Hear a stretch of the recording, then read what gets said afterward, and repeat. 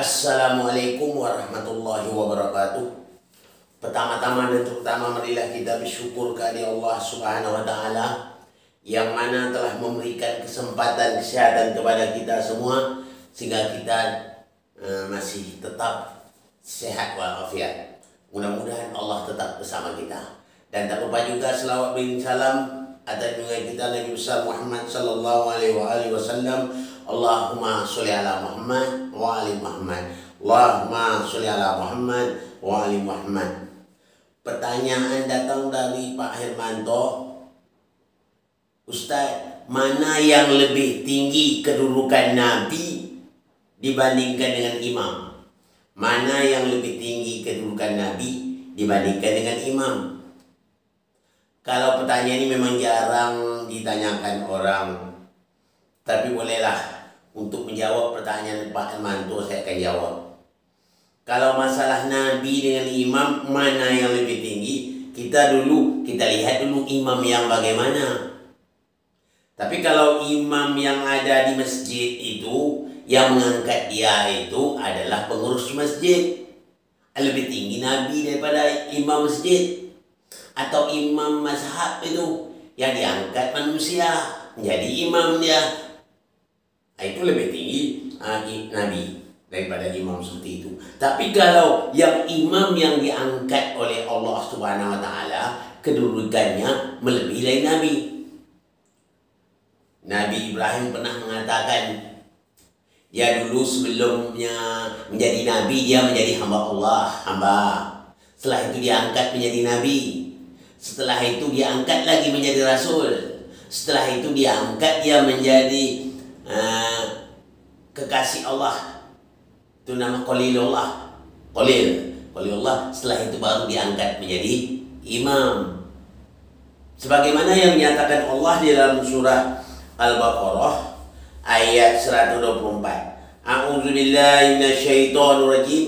Bismillahirrahmanirrahim. Wa izibtala Ibrahim rabbuhu bikalimatin fa'atammahunna qala inni ja'iluka linnasi imama qala wa min zuriyati qala la yanalu ahdiz zalimin. Itu Allah katakan. Ingat ketika Ibrahim diuji dengan beberapa kalimat perintah dan larangan, lalu Ibrahim menunaikannya. Allah berfirman, sesungguhnya aku menjadimu imam bagi seluruh manusia.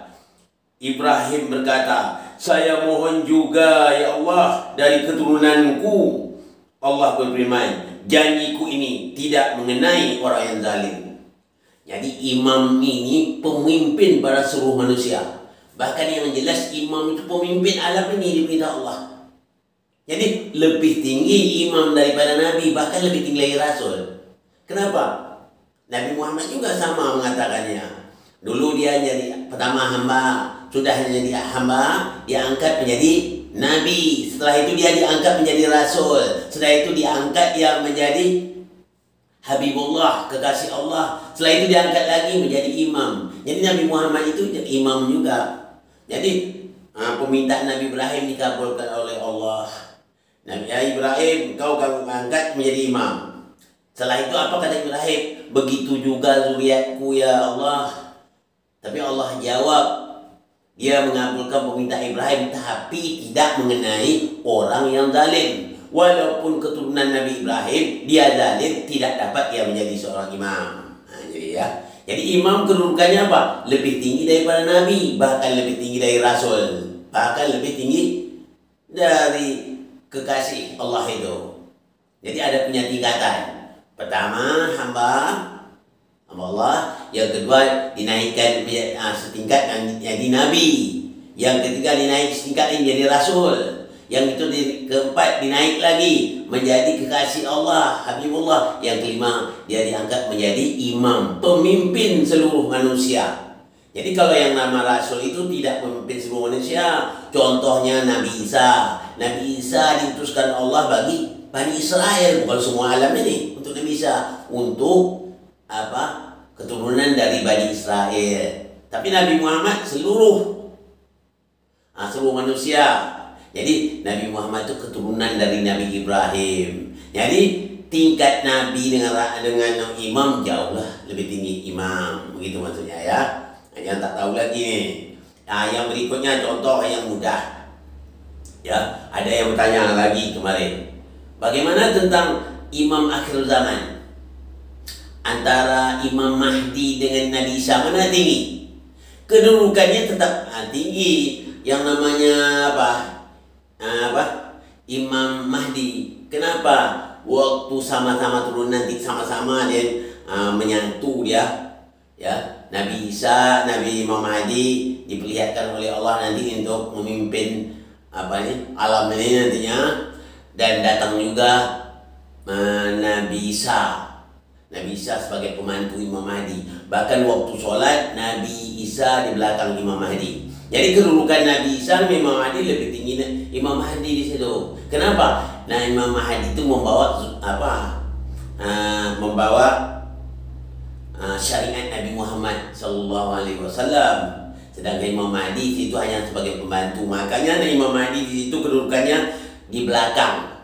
Yang memimpin sholat itu adalah Imam Mahdi. Jadi Nabi Isa ini hanya sebagai pembantu lah gitu ya. Jadi siapapun saja, ya seandainya Nabi lain pun ada, tetap dia di bawah lagi Imam Mahdi. Kenapa? Karena Imam Mahdi ini melaksanakan syariat Nabi Muhammad sallallahu alaihi wasallam.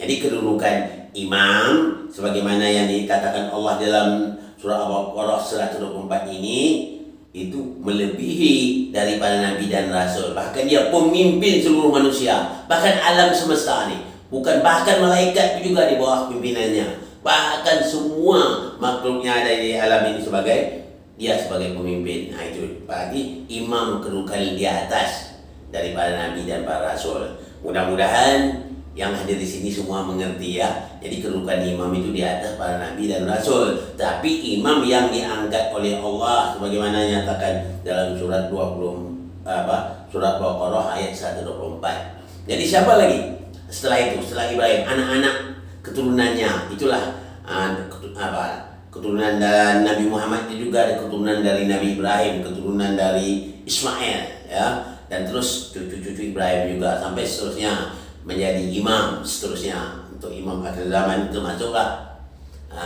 keturunan dari Nabi Muhammad ya, keturunan Nabi Muhammad sebagai Imam Mahdi. Nanti akan memimpin alam ini, nanti memimpin manusia semuanya, termasuk juga Nabi Isa hanya sebagai pembantu itu waktu nanti. Ya, ini saja yang dapat saya sampaikan pada kesempatan ini. Mohon maaf dari segala kekurangan. Wabillahi taufiq wal hidayah. Assalamualaikum warahmatullahi wabarakatuh.